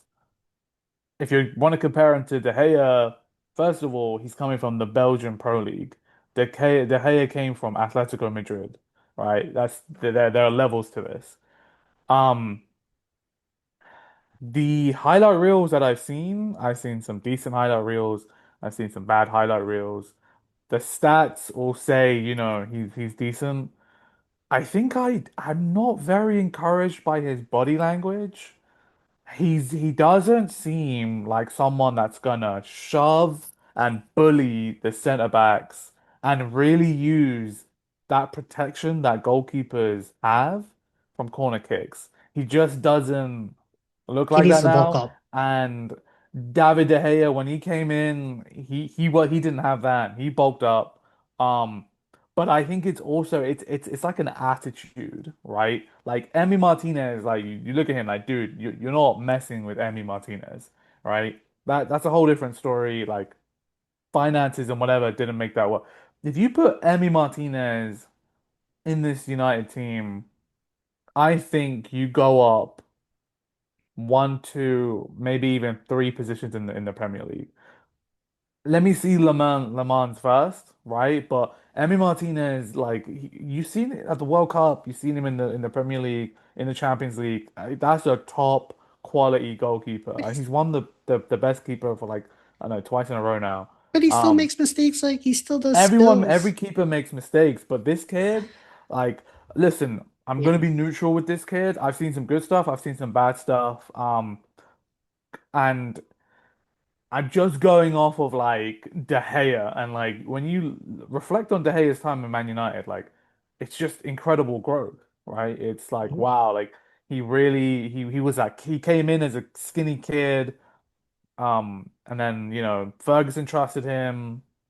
But yeah, I we got to see. What I will say, my final point on the keeper is I don't like Onana. Bayındır keeps making mistakes, and Le Mans, he has to do better. Like it's a low bar, but he has to do better. And if he's not ready yet, please, can we talk about Heaton? Can we talk about Heaton? Because I think he's probably the most professional. He knows the English Premier League. That's the only thing we're in. Like we need to consider putting Heaton in there if Le Mans isn't up to it. It's worth a conversation, especially if these goalkeepers are spilling the ball. At least he provides stability. We know Yeah. he could he could play out of the back a little bit. He can. No, We he already know that age doesn't matter in the Premier League because what Van der Sar was 38 when we won the Champions League. yeah, he joined when he was 34. So Exactly. like yeah. So age is not such a like a big thing with goalkeepers. Um, but no, I totally agree. We'll see with the goalkeeper. I think that we did a decent job in the market, but I still think we needed a midfielder. I feel like we still lack stability in the midfield, whether it be a six or an. I think we honestly needed a six, not an eight, a six. Yeah. Yeah. So, because I think Casemiro doesn't have the legs, because as we can see, he's not done 90 minutes. He's only done, the 75, 80 something minutes off. He's not provided, he doesn't have the legs anymore. And I will die on this hill. If we had a younger Casemiro, prime Matic, um, Con, Conte for Chelsea, you Yeah. know, this Yeah, I one. mean they're world class players, right? Like, you can say that about like, most positions. What I will say about Cass is I think he plays well against a low block. I like his distribution. Yeah, he just doesn't have the legs, right? And if you had Conor Gallagher next to him, that's a bit different. And honestly, like when I saw that we were in for Conor Gallagher, I was like, yo, as a loan, I back this. I fully back this. I wouldn't want him permanently, but as a loan, yeah, that would have been great. Again, I think that changes our, league table position. And we're in this mesh of just like between like dare I say fifth to like eight, that Well, it's that anything could happen. And yeah, I know we wanna talk about that. Yeah, no, well, but I was going to say that, best friend Lori Whitwell from the Athletics has told us when we met with him at uh at MetLife before the preseason game, the expectation from the board and stuff is Europe, whether it be conference, Europa, or Champions League, fifth to eighth gets you there. So your expectations, are in line with the board and hopefully Ruben's goal of getting into Europe next year. If that's your thing of like, we get to that spot in the table. Yeah, I just think I genuinely think if we had Emi Martinez puts you in the conversation for sixth, maybe fifth, right? Because he's not going to be slipping from corner kicks, right? He's not going to be like how many goalkeeper errors have we had already this season, right? If you like Every goal. exactly, so he's just like our centre backs aren't that bad, you know. Yeah, our defense are the Um, strongest. Yeah. it's not that bad. The midfield, you can even put Mount in there. You know, I just think like you just don't want to concede goals like that. Tactically, you can adjust your midfield. You can play a false nine like even more so than we're doing now. You can push the defense higher to the midfield so there's not enough spacing. But you cannot change the tactical discipline of a goalkeeper. That's just one position. You just gotta trust, hope and pray. But this is why I'm glad we signed a new keeper. I honestly I'm gonna take it day by day with this keeper that we have. But my predictions, my expectations, if you want like a solid position, I would say seventh.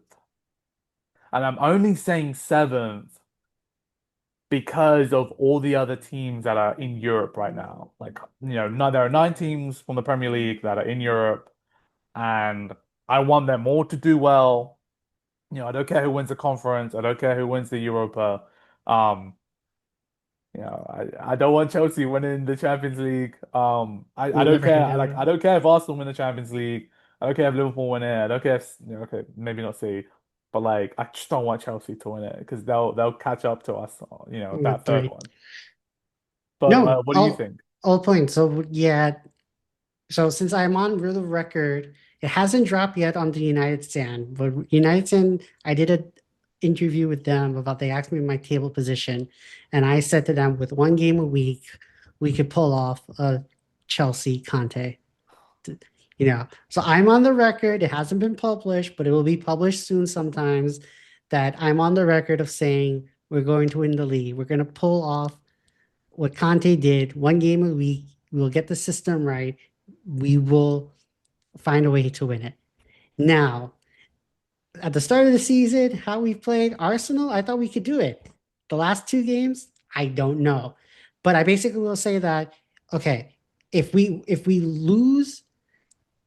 lose 5 games, we're not going to win the league. Whatever comes first. If we lose or draw, if we lose 5 games or we draw like 6 or 7 games, we're not going to win the league. Let's just get it over with and done. So best bet on my record. I'm not trying to back down on my prediction of we're going to win the league this year, but realistically, I think we get fifth. I think the European teams will probably burn themselves out with their squad. Maybe Chelsea may be the exception of the rule because they have like what, 3 or 4 squads in their farm system and stuff. Like they have stuff. So I think that we would go fifth, and then I think depending on the coefficiency, that's Europe. That's Champions League. Yeah, yeah. I think the coefficient has to be in our favor because we have six teams in the Champions League, right? They all like maybe Spurs, but like the other five can't suck. Um, That's what you think. that's what you think. Yeah. I just Googled Conte's winning team. Let me I read think you this team, right? Courtois in goal. forget the, Azpilicueta, David Luiz, Cahill. yes, because he won Victor the league. Moses, Marcos Alonso as wing back, N'Golo Kante and Matic in midfield, Hazard, Pedro as wingers, and Diego Costa as a striker. Yes, Right. because they won the league two season the two a season 2 seasons before with Jose. I know that was a winning team, but how many? I think it was like what they lost like 4 or 5 games. But just that the quality in goal, Thibaut, you have Thibaut Courtois in goal. Then you have Kante in the midfield, right? Then you have Hazard and Costa. As we don't have that source. We do not have that source, right? Come on, man. They're fine. We have better source. We have better quality players than Leicester when they did it. No, I don't believe that either. You had Kante. the best midfielder, and you had Mahrez, who was the best winger. You had Jamie Vardy, the best striker. You had Schmeichel, who was a proven goalkeeper, and then you had Wes okay, Morgan as a stem. Huth and Wes Morgan, like they played like 9 out of 10 every single week, right? That was exceptional, and they played counter attack, right? No, yeah. Like this team, this team. I think we're gonna go on a wild journey with this team, right? My hope initially, when I'm looking at it objectively, and I'm like, if there are 9 other Premier League teams in Europe, can we consider fifth? But it's just like the Premier League is different. There are levels to this, and But one game a week, sure, it's fine. But then what do you do in that 90 minutes? Like, we need Mount or Cunha, one of them starting, right? The midfield is gonna get exposed. Sesko's still adapting, you know. So but I feel like the Villas of the world, the Newcastle of the world, don't have the quality. They don't have the squad depth to do long runs that, or they might focus on the European campaign that they'll drop off, and then you can sneak in. so yeah, look, so So who have you got? Liverpool. So You got Liverpool. I don't know who's gonna win the league. I think if anything, I don't know. I can't say Liverpool yet because I think what's it called? ESK is gonna mess up that whole team in their structure. Or Isaac? Yeah, because I feel like they're gonna It's like slots top gonna heavy. like top heavy. Like I agree. they're gonna go 4-4. Essentially, they're gonna try to do is go 4-4-2. And yeah, it's I going to feel be a like it's shootout. They just want to right, shoot all the other teams. right. I have So Arsenal winning the league. mhm. Arsenal winning the league. I have Liverpool second. Um, and then City. Oh no, I have Chelsea third. And I have City fourth. Fifth. This is where it just gets interesting. I'm like, fifth is going to be between a whole bunch of teams. Like, there's going to be like 6 teams, and we're going to be one of them trying to get fifth, right? I think Everton are going to be in the conversation. I think I haven't seen enough from Newcastle. It's just, I know they got that new 6'6" striker, and I think Right. Everton. I like Bournemouth's manager.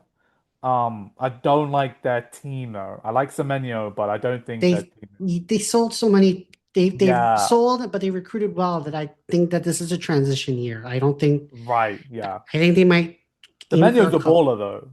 He's a baller. Um, so it's Everton. I don't think Villa have Villa, Forest, Brighton, Palace. I think Palace might put all their eggs in the Conference League, conference. Yeah. and then the plan is to go to Europa. The more I think about it, I'm like, can we get there? Can I we get? think fifth is a This good. is Fifth is an amazing season.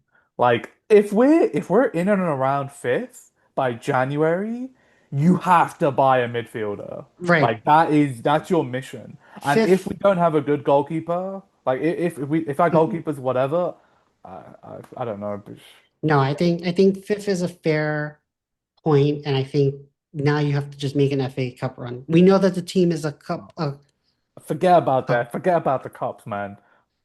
Get Come fifth. on, we need a trophy to be like. Yo, Even in our banter years, we still freaking bring home silverware. this it's gone beyond that. Like All right, yeah, like all right, fifth. We need fine. Champions League football. Yeah. Well, Bring we us know there. we can buy and recruit, and also looking at the screen, from the wages saved and the amount of money that's coming in. We spent two something 250 million quid, but then brought in like 125. We put in 125? Yeah, just from like, well, Oh, sorry, we've received about almost 90 million pounds in fees from loans and sells, and then add-on clauses here. right, So we yeah. brought in 90, but then when you save the 90 and then the end of contracts with salaries with Ericsson, Evans, and Lindelof all off your books, you know, Hmm. Marcus Rashford, Barcelona's getting paying all his wages, etc. You come out to be like in a good spend. And we already know that United has the credit, the revolver credit that it could take out 300 million. And that, Laurie again in his article dropped about Project 90 that every year through savings or players sold, etc., or through raising revenue from commercial deals that they're trying to raise 90 million a season. And then when you get to that level of players off the books, wages under control, then they're going to pay off that revolver credit to go to cash flow positive. So they have a plan. I trust it, but I think that they were willing to use the credit, the revolver for Carlos, but Brighton didn't want to sell. So there's money there and we're in the right direction. So I think that in terms of the transfer, I said we're not doing player ratings or any type of rating. So I'm not going to be like, this is a 6 out of 10, 7 out of 10 transfer window because we just don't know, especially how everybody matches. But on paper, it looks good. But, when we look down at tactically how we've played in this past 4 games, we are still missing that midfield. So that's where it's like, it's incomplete for the season. And I feel like a successful where I'd be like, you know what, Ineos, you did a good job. If you everything is fine and you got a midfielder. Now I wanted to ask you a question because I was thinking about this the other day. If it was money, out of all the players we brought in this summer, right? If you had to switch out one for a midfielder, who would you do? I'm not gonna count the goalkeeper. No, because that's like a Yeah, small fee, yeah. but it would be Sesko, Bueno, Cunha. You want to think about it? Because I already have my answer. I mean, Sesko, like, yeah, It's not Sesko. While you think about it and hear me out, I would have not done Cunha right now. I felt like okay. I felt like that 62 million could have gone to a defensive mid because I felt like Bruno could still play in that attacking left. In Bueno, we needed that because I felt like we needed something on the right. Bruno could have stayed in the left. You could have played, you know, we've have a lot of number eights, right? So you could play Mount, you could play Kobe, you could play, you know, Konya, if not Konya, Yeah, Conan, you get rid of him. yeah, yeah, yeah, I'm getting rid of him. But you Wow. had quality in that He is, eight, um, and so that where you could get a yeah, six, and if we had got rid of Casemiro, boom, you have an extra spot, and it'll be that number six. Ugarte as your backup, um, Kobe, Kobe Bruno if you want as your eight, Bruno Mount as your 10, and Bueno on your right hand side. That's who I would drop if right. money was a problem and we needed that midfielder. Who Yeah, would I like so it? no, I totally get your point, and I think yeah, we're better stacked in those positions. We just don't know how Sesko is going to turn out. He's 22. Cunha, I think what you're forgetting is he has done it in the Premier League to a high level. Mount's not done it in the Premier League at Man United at a high level. Bruno has. Mainu, he's not like a 10, right? Also, you could put Cunha as a striker, like what we're doing now, and it works, right? You could put Cunha in there, have Mount on the left and Bumo on the right, Fernandez, and I would get that new number six. Um, Out of all of them, and it's watching Cunha live, he's different. He's X Factor, like his touch, technical ability. Um, I would drop Sesko. I would drop Sesko. Yeah, because That's I think fair. Cunha can play multiple positions. Um, and I really like what I'm seeing from him. And yeah, and Bumo is undroppable. Like you Right, can't. Yeah, right. I like we've had that right hand problem for a while. Because Ahmad's not clinical enough to be ruthless in that position. He's better off as a wing back than that attacking mid because he didn't do it in against Grimsley. Like he wasn't too clinical enough to go No. forward.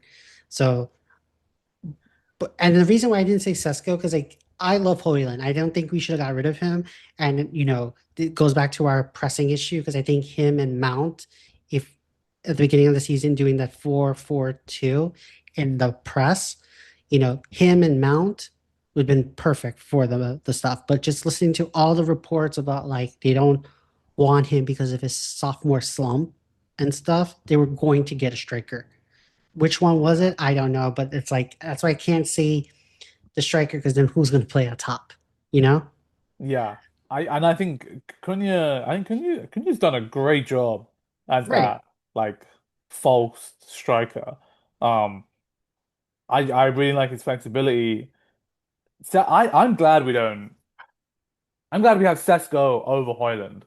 I'm just because dude's 6'5", and just I think having a plan B is so underrated.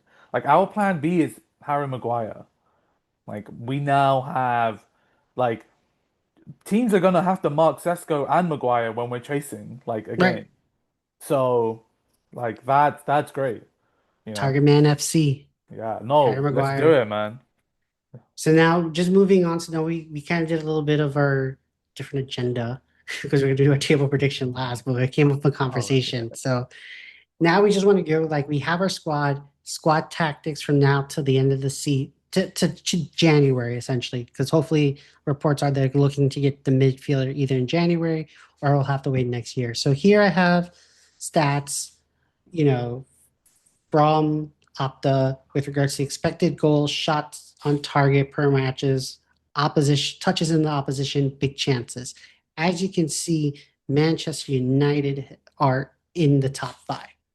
And the touches in opposition box, they have 100. They're number one. Their expected goals is six and a half, like not 6.5, 6.7, but so about 7 goals a game. That's a little bit much, but maybe I think when you take out the penalties and stuff, it's about like 4 or 5 goals per game. And we scored four.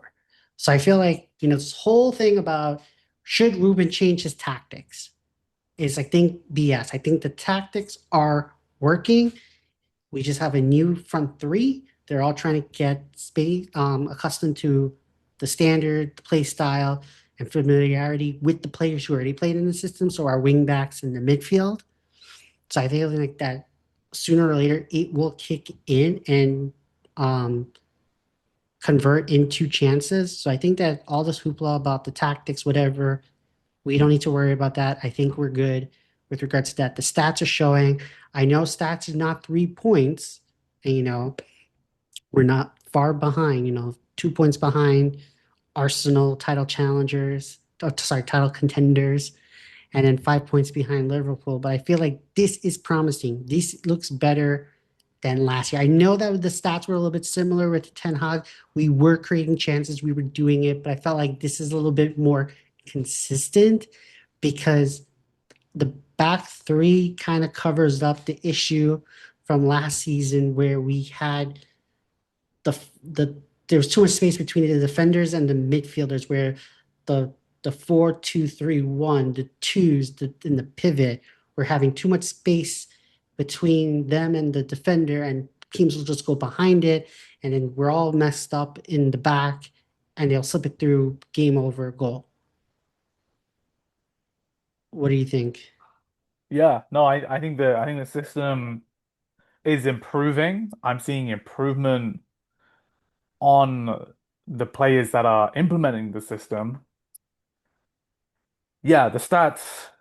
Yeah, I think I'm more concerned about the eye test than the written test Hmm. at the moment.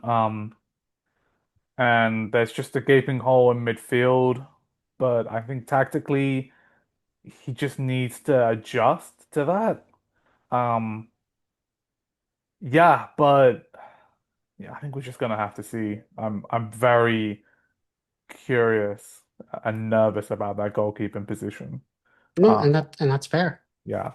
Because I have the stuff about like Manchester United dominance from Opta, data analytical here.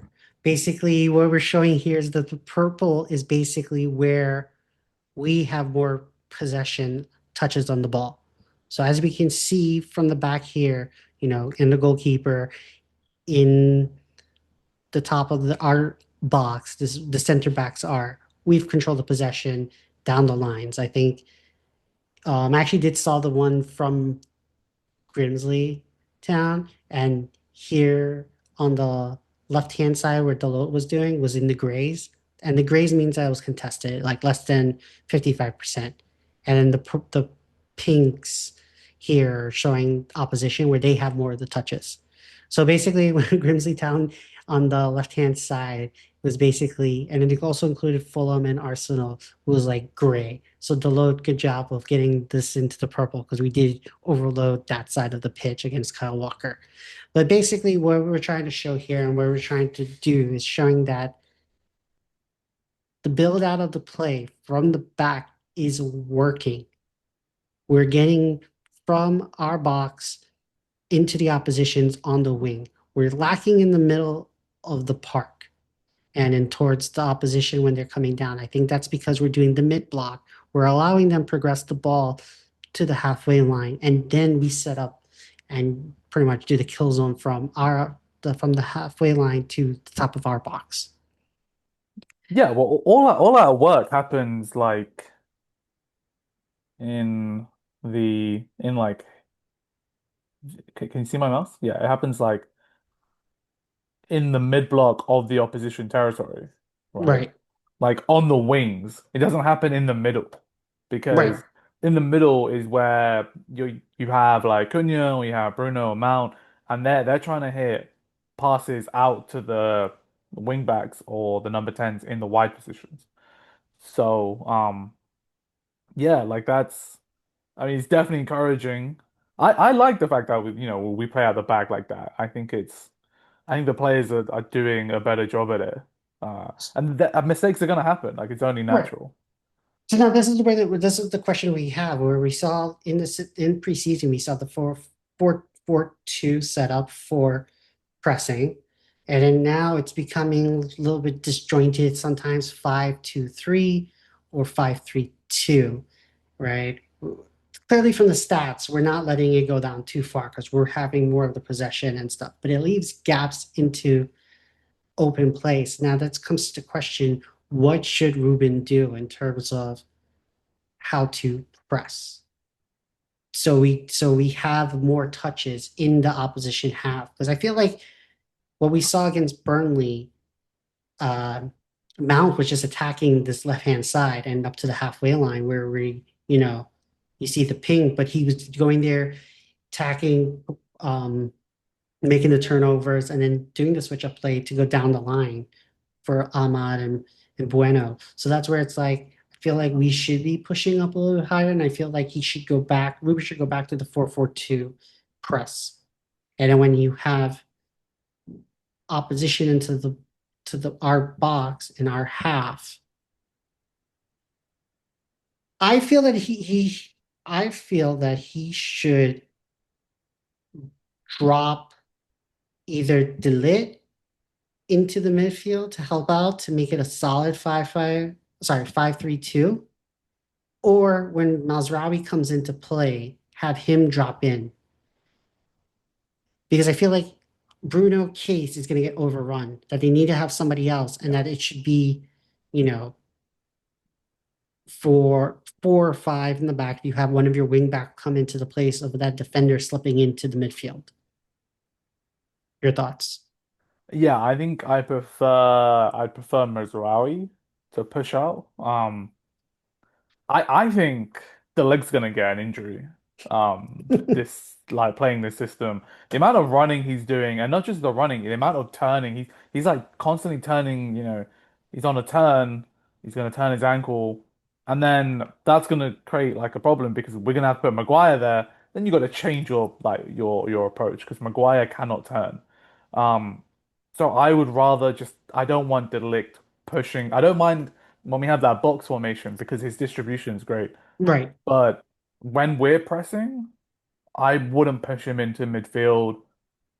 I'd rather him be at the back, telling like, having, his players, on a string and then just orchestrating from the back. I think you need someone more mobile in midfield. Mazraoui, he's a very agile player, you know, like Mhm. he can I think I'd rather have Mazraoui pushed in. But say what you said, because shout out to Michael for giving us that 4-1-4-1 where you have Mazraoui as the center defensive mid. Because he could play there, he could distribute the ball, he can do nice clean tackles. But you don't want him in that one position. You want him to be on the Just line. pressing, just like I showed today, Shaw went all the way across the pitch Right, to press Hannibal.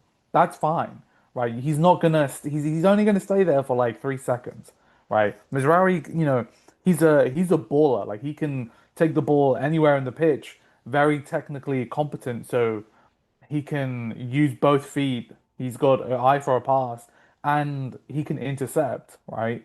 He's got, you know, high intelligence.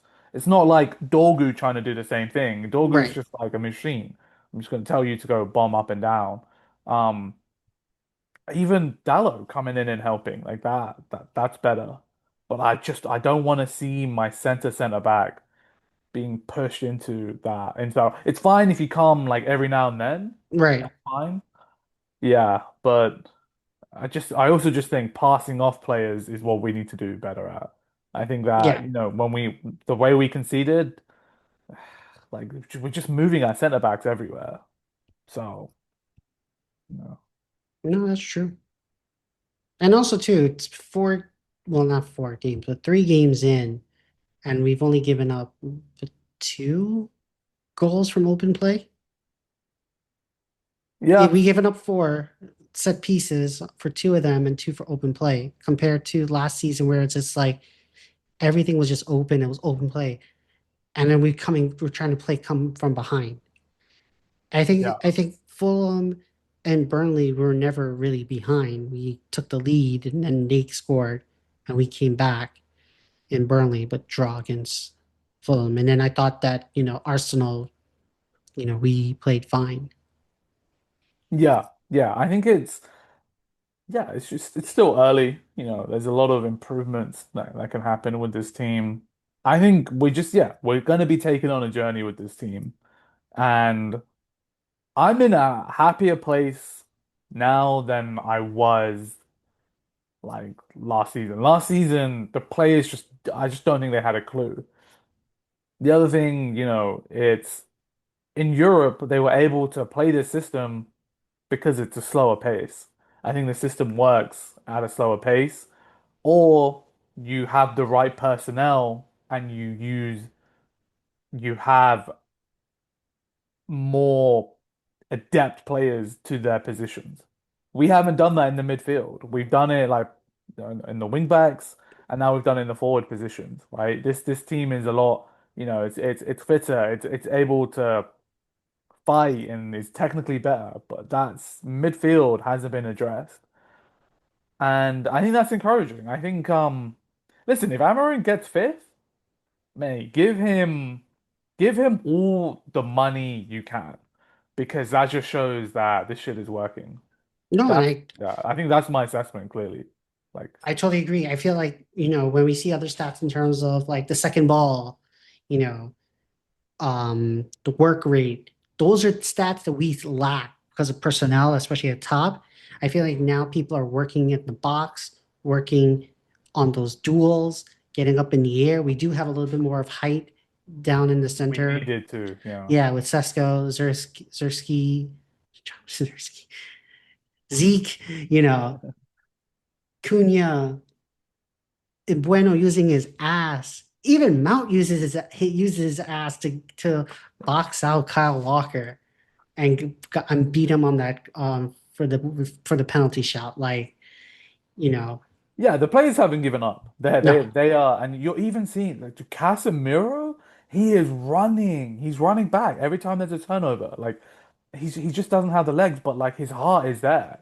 Like right, I'm actually not pissed off with Casemiro at all. All right.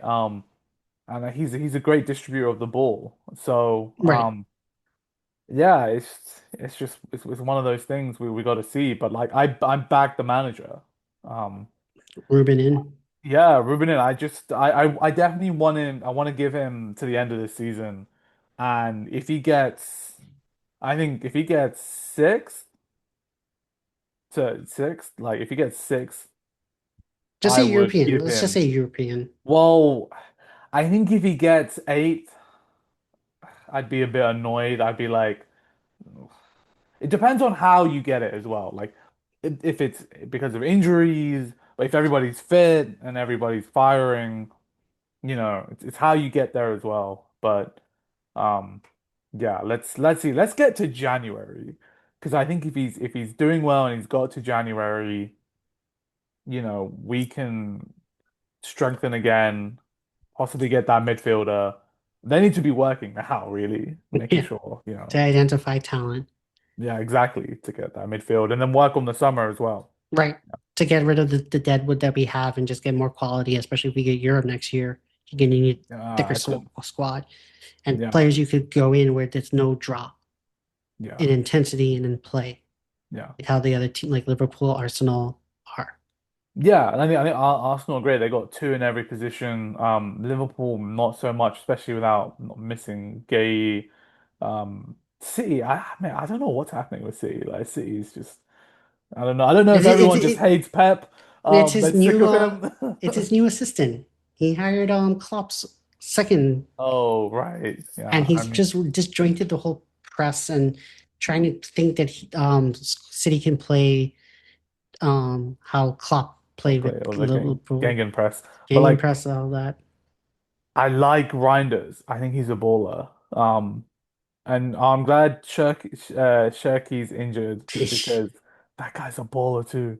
Um, but yeah, man, I think yeah, I think City can have a drop off, but you just don't know with City. You don't know if Right. They could fake it. they They could fake COVID and then go back, don't play two games and then go on a run yeah, unbeaten. City's one of those you just don't Yeah. know. But yeah, it's gonna be an interesting window, like an interesting time between now and to the beginning of the next window. Um, we got those international breaks. Just gotta keep Keep certain grinding. players Yeah. fit, man. Like I'm telling you, one of those players just you just gotta like wrap them in cotton wool. And I can't, yeah, I'm just let's go. Come on. Come on, man. Score some Oh, goals. yeah, But let's yeah, go. so I think, we discussed everything we had to say today. I don't think we left no stone unturned.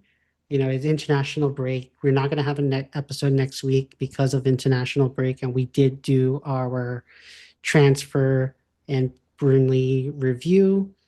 Next match is against City at the Etihad. We'll see what happens. I would like to do like, how we should line up, but then with international break, players get Yeah, hurt. we It's don't like know. we're not fortune tellers. So hopefully, Yeah, they keep, we already know it's going to be a 3-4-3. We already know who's going to be most of the starters if they come back healthy. yeah. Bruno's undroppable, Casemiro's undroppable, Delit, we'll see who's in goalkeeper. That's gonna be the interesting one. He may stick with Bandier and just leave Lemens, I would. Yeah. get accustomed and But then yeah, Bayern just really annoys me because he's a big guy. He's just technically not like adept in palming things away, right, and he's not imposing. Like right. I think he just I don't know. He just Who really knew annoys me because who he had that great game against Arsenal. You remember in the FA Cup? yes, Like yeah. he was incredible, and it's just you know, yeah. I mean, who knew he had better kicking ability than Anana? I'm still so shocked about that this season. Like his kicking ability is great, especially like long distances. Short Right, distances, I don't buy it, but right, when you have a three at the back, you don't need to be a ball playing keeper. Not really. Like right. you just need like to be able to pass, right? Which is becoming you don't need Edison in Or this, Becker, yeah, Allison. Alisson Becker's just quality, man. It's ridiculously good. But yeah, so we'll see. We'll drop our so like if you like this episode, etc. Give us a like, subscribe, leave us a comment what we can do better. We'll hit you up in 2 weeks for our city review and then upcoming Chelsea preview. You know, fuck Garnacho. Hopefully Casemiro, Delit, I'll send him into the freaking advertising boards, No, you and know, not for scoring. and Well, not for scoring it because that's just shithousery right there and banter. no. I got a feeling he's gonna do well there. Hey, you never know. He might like leak the starting 11 and his brother starts betting again. But we have a 10% clause on him, right? So Yeah. yeah, yeah. So But what I will just quickly say is the 50% clause on Anthony. Dude, we really need him to ball out. We need him to continue balling out at Betis, and then we need like Atletico to sign him for exactly. 60 mil. And then we already got 30, and then add that to the 30, we paid 85, we'll get 60 back. Yeah. I actually want Yeah. Mason Mount, not Mason Mount, Mason Greenwood to ball out, go to Saudi Arabia, get like 150 mil, and then you get 50% of Did that. didn't we get that from Marseille? No, we have a 50% clause on him. So every time he moves? So he hasn't moved from Marseille yet. But when he moves to No, but Marseille, he went from we no, sold him to Marseille. yeah, we sold him to Marseille and we have the 50% clause on him. So if he moves from Marseille to Saudi Oh wow, Arabia I didn't know or that. whatever for like 100 mil, 150, you know, Yeah.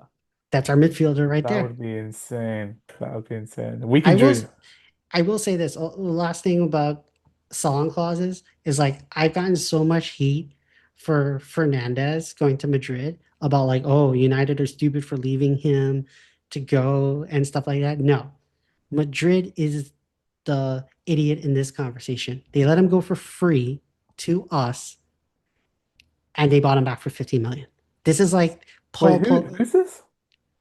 Alvaro Fernandez, Oh, the the left the back, left because back. he's The balling left out and they're back. like United are idiots and stuff. It's like no, this is their Paul Pogba.